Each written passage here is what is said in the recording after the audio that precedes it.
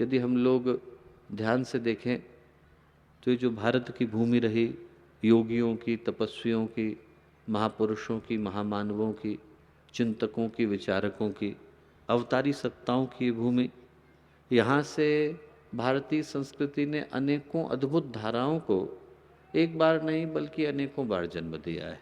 वेद की धारा बही, उपनिषदों की बही, वेदांत की बही, सांख्य की बही, दर्शन की बही, योग की बही, तप की बही, अध्यात्म की बही, आस्थाओं की बही, भक्ति की बही, कर्म की बही, यहाँ पर एक से एक बढ़कर धाराएं एक बार नहीं बल्कि अनेकों बार आई।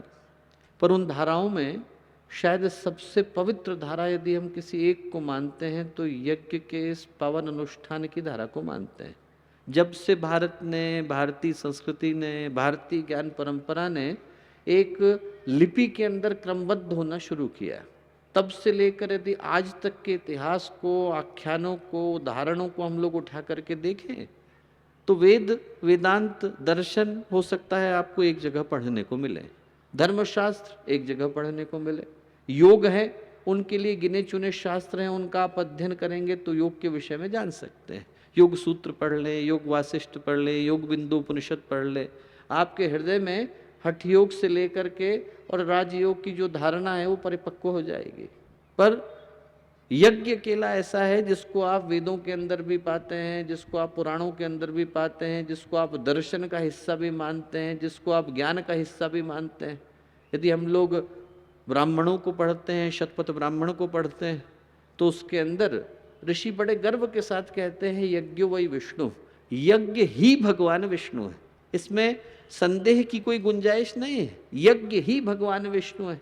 वो भगवान विष्णु जिनके हिस्से में पालन का, पोषण का, अभिवर्धन का दायित्व आया है, वो यज्ञ की प्रक्रिया है। और थोड़ा आगे बढ़े तो उपनिषद कहते हैं यज्ञ भुवनस्य नाभे, जैसे गर्भ के अंदर स्थित शिशु को माँ अपनी गर्भनाल के माध्यम से पालन पोषण देती है, वैसे ही इस पूरे विश्व ब्रह्मांड को, उपनिषद के ऋषि कहते हैं, इस पूरे ब्रह्मांड को पालन पोषण पहुंचाने का दायित्व यज्ञ करता है। सह यज्ञ प्रजा सृष्ट्वा पुरोवाच प्रजापते। इंसान अकेला पैदा नहीं हुआ, भगवान गीता में कहते हैं उसका जुड़वा भाई भी पैदा हुआ, और उस जुड़वा भाई का नाम क्या है? यज्ञ। इसका ध्यान हम लोग रखेंगे तो ये हम लोगों का ध्यान रखने वाला है। इतनी बड़ी बड़ी बातों को कहने के पीछे का उद्देश्य क्या है? कहने के पीछे का उद्देश्य है दोस्तों कि जो यज्ञ की प्रक्रिया है वो भारतीय संस्कृति का मेरुदंड कही गई है, वर्टिब्रल कॉलम है। इसको यदि आपने ध्वस्त कर दिया तो उस भारतीय संस्कृति को ध्वस्त कर पाने की सामर्थ्य आप अपने अंदर रखते हैं, जिसको अंग्रेज नहीं हरा पाए, जिसको मुगल नहीं हरा पाए, जिसको हूण नहीं खत्म कर पाए, जिसको शक नहीं खत्म कर पाए, जिसको मंगोलों ने एक बार नहीं हजारों बार नष्ट करने का प्रयत्न किया, पर उसके बावजूद उस भारतीय संस्कृति को नष्ट नहीं कर पाए। उस भारतीय संस्कृति को आप बिस्तर पर ला करके खड़ा कर सकते हैं यदि आपने यज्ञ की परंपरा को नष्ट कर दिया। इतनी बड़ी बात को कहने के पीछे का उद्देश्य क्या है?